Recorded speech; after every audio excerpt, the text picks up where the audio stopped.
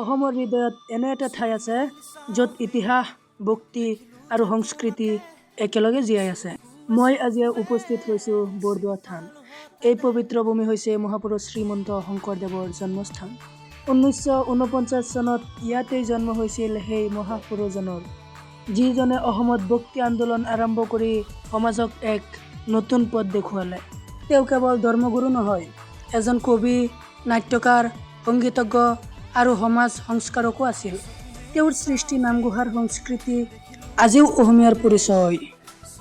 প্ৰৱেশদ্বাৰৰ এই শৈল্পিক নস্কা, মূৰ্তি আৰু প্ৰতিটো অলংকাৰ যেন তেওঁৰ জীৱনৰ কাহিনী ক'বলৈ চেষ্টা কৰে। ভিতৰত সোমালে অনুভৱ হয় এক অদ্ভুত শান্তি, যেন সময় থমকি ৰৈছে। ইয়ালৈ আহিলে বুজা যায় যে সংস্কৃতি কেৱল পঢ়াৰ বস্তু নহয়, ই এক অনুভৱ কৰাৰ বিষয়। যদি তুমি অসমত আছা তেন্তে এবাৰ হ'লেও এই ঠাইটোলৈ আহা, কিয়নো ইয়াৰ